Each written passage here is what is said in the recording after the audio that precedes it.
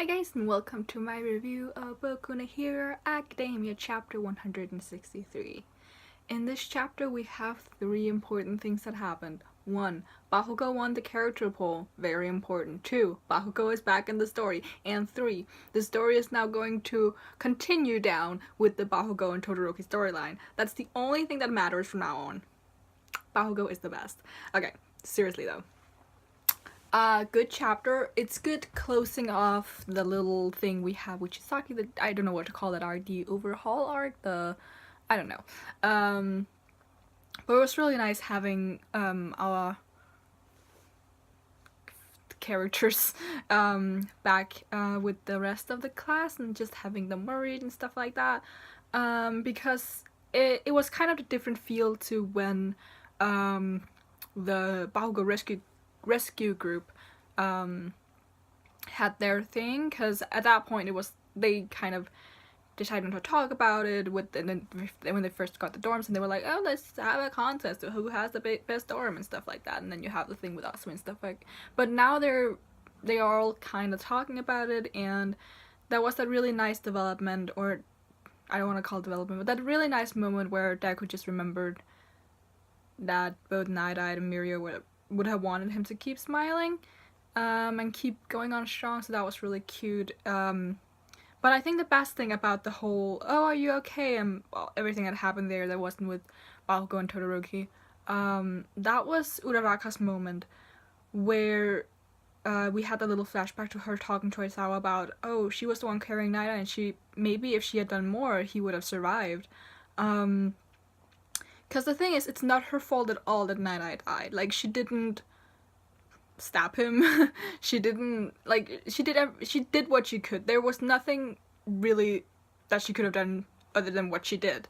But what I think is great about that is that she still kind of feels the responsibility of it. She feels like she let someone down by not saving them. And while it's not her fault, the fact that she feels responsible will help her later in the story. So regardless of whether or not she is the traitor, because I do think that even if she is, she's still a good person, and she still legitimately would like to be a hero. And I think that the fact that that she thinks someone died because of her, because she neglected to be a proper hero, I think that will help her go into the right direction and just help her, like, really see what it means to be a hero and what that means to her. Because it's not that I don't think she wanted to save people before, but I don't think she really understood why that would be important to her. And I think now that she has felt the feeling of not being able to save someone, she'll be more determined to save someone next time, because she doesn't want that guilt of having let someone down the same way. So I thought that was really great, because we haven't really had Uraraka specific, like, even when she's a big part of the story, like here in the overhaul arc. Is that what it's called? I don't know. She's still kind of left to the background. Like, when it comes to this arc, other than Deku, the person who had the most screen time and the most development was Kirishima. Like, Uraraka was kind of like, she was there a bit in the beginning, and she came there in the end, but she didn't really do much other than, like, carry people around. Which is weird for our heroine to not really have more screen time or stuff.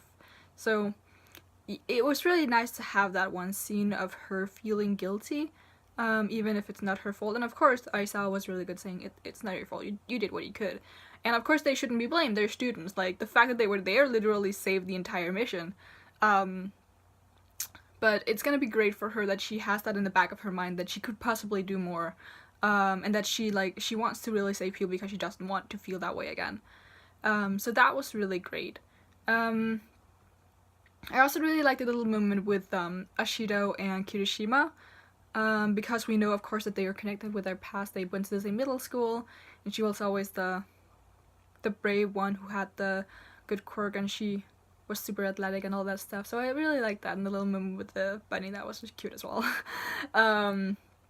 But going into actually talking about Bakugo and Todoroki, because I've been wanting this storyline for a long time. I've been really excited about this, because first of all, they're just a funny duo. And for them especially, because they're the top of their class, like, excluding Momo, they are the most academically gifted, and when it comes to just pure strength and fighting capabilities, they're probably at the top of the class as well. So for them to not have their hero license is of course a huge blow to them, and we know that as well.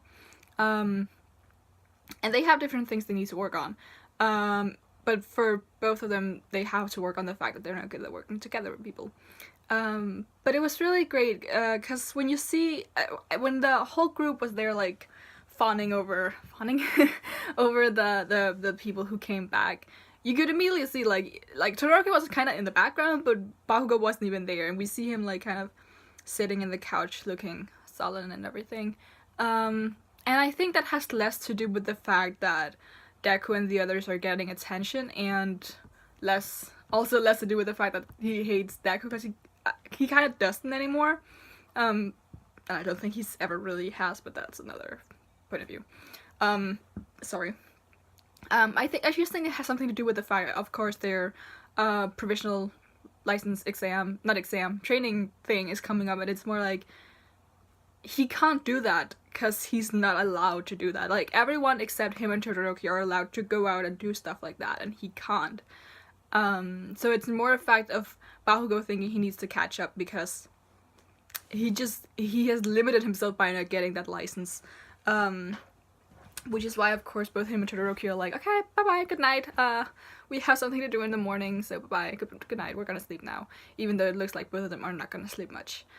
Also, Todoroki and that turtleneck, it makes him look like, I don't know, I can't tell if I like it or not, because it makes him look very comfy and warm, which I like. The baby boy needs to be protected. But it also makes him look like, I don't know, it's kind of weird. I want to see it animated. I feel like if it got a color that's not black, I might like it more. But the training practice that they have in the morning, I'm super excited about it. You have no idea. First of all, they have Present Mick and All Might there, which is a fun duo. That's funny. Obviously Aizawa couldn't be there because he has to do stuff with Eri. But having All Might there, I think, is gonna be really good for Bakugou. Because I do not believe, I'm pretty sure, like 99% sure, All Might was not there the first time they did this exam. I do not recall him being there. I think it was only Aizawa. But I might be completely wrong, but I just but I think All Might's gonna be a really good influence or just presence for Bakugou to have, because I think he's gonna be hyper aware of that, and I think that will be good for him, because he'll think twice before doing something dumb. Of course, he knows why he failed the first time. Like, Bakugou is somewhat aware of his own flaws, because they're quite obvious, and people tell him all the time what his flaws are. So I think having All Might there is gonna be really good. I don't know about Preston Mick or Mike or whatever you call it. But he's probably just gonna be a hype man for the entire thing. They say that he's there as a bodyguard. Don't know if that's gonna factor into anything, because I want this to go on without like any incident, because in the last thing we had the entire thing with Toga, which was like a huge thing, which made it really fun to go back and reread that arc, just because you were like, oh my god, this person is actually Toga in disguise. But I really hope nothing really happens. Like, I hope this arc is quick. I want this to be 10 or less chapters. Like, if we could keep it around 5 or 7, that'd be great. Because, again, as I said, I'm super hyped for this. I really want this, but I want it to be like a little mini arc. Because I would just like for it to, like, give us a little bit more of Todoroki and Bakugou reflecting over why they didn't pass the first time, even though we kind of have had a little bit of that. And then I want them to pass and get their thing, and then see what happens next. I want to see what this experience will, how will it affect him later. Because the step for them to take now, like working together with people, like just working on those flaws they have. For Bakugo more than Todoroki, because Todoroki knows that his biggest problem lies in the fact that he's very, very bad at working together with people and giving other people space because he wants to do stuff himself. So even if he works together with people, he relies a little bit too much on himself and doesn't give other people space to do so, because he knows he's that strong. And Bakugo is just, his entire thing lies in his attitude, which is gonna be harder to change. But he is a very smart kid, so I think that he's able to put a damper on it. The problem is that it's probably still gonna be a problem when he gets his license. So I want to see what happens after that. Like, how much is he aware? Like, is he just gonna put a damper on his like temper, because he wants to get the license, or is he gonna be like, okay, I should probably work on this no matter what happens? Because that's obviously the right answer here. But it's Bakugo. I don't, because I want to see him take the right path here. But there's so many things Bakugo could do. But the thing is, another thing that's really great about Bakugo is because we haven't really seen him much since his fight with Deku, and I really want to see how much it has changed him now that he knows about All Might and Deku and All for One. All for One, One for All. Sorry, that was wrong. One for All. Cause that will definitely change his perspective on things. Cause again, as I said, having All Might there is gonna be really good for him. But also knowing that All Might really did choose Deku as his successor, like literally. Like, there's no doubt that that All Might his favorite is Deku, like, obviously. And since Bakugo is a person who strives for All Might's approval and would like to be seen in a good light when it comes to just All Might's opinion, you would think that he would learn a bit from how Deku is, especially after All Might told them that they should learn from each other, because their biggest weakness is kind of what the other's biggest strength is. So yeah, I hope we see more of that, because I would, rather than have this arc be really long and getting really into like not their flaws, but their insecurities and just all the things they could work on, I would rather have this be short and then see what are they gonna do when it's actually the real deal and then they're not hyper aware of how they present themselves to other people, but just they're in a situation where they actually have to act, and someone's life is on the line, right? So yeah, that's I talked a long time about that, but that's just really important for me to like voice my opinion on what I want this art to be and what I want to see from it, because we all know, I said in the beginning, Bakugo is my favorite character, and I do like Todoroki as well, so I want the best for them, and I just think that for this art to be really long, that's not gonna work, because both of them, as I said 3 or 4 times already, they're not good at working with other people, and we can't really see that because they have there are a few people here, obviously. I think there are gonna be 7 or 8 people. We met a couple. I think there may be some new characters, I don't know. But having them work together with their classmates is obviously what I want to see. Like, I think I've said this before, but I really want Bakugo and Deku to work together, even if they're forced to do it. Like, I would want to see kind of a repeat of their, the fight they had against All Might. Obviously, we can't see that again. But I would like to have a repeat of that, like, where they're paired up with each other, and then, like, how are they gonna work from that? We also do learn that they did manage to capture Kurogiri, which, nice. They took their choice to capture him over trying to defeat, what was his name? Big giant guy? I forgot his name. But that's interesting, that, like, you can see he destroyed a mountain. It was great. What was his name? I forgot. Gigan Macho, something like that. Right. Then we also have the whole thing with Endeavor. Because apparently he was able to find some time, and he's there to observe his son, which Todoroki does not seem very happy about. But he bumped into All Might, and he's like, "Oh, let's talk." And Voice Make was like, sure, bye." Just gotta leave this awkward sitch. But I want, because last time they talked, that was brief, kind of awkward. They do not seem to have the best relationship. Endeavor seems to not really care about All Might as a person. He just cares about overtaking him, and now that he's kind of done that in the worst possible way, I'm interested in seeing, like, is he gonna talk about All Might's fall from power, or whatever you want to call it, or is he gonna talk about, like, it could be a lot of things, because I don't think Endeavor is the kind of person who would go out to him and say, like, "I demand an explanation, blah blah blah." And I do also want to know more about Endeavor, because we know that he has, like, there's a legitimate reason for everything that he's done, which we have not gotten the explanation for yet. I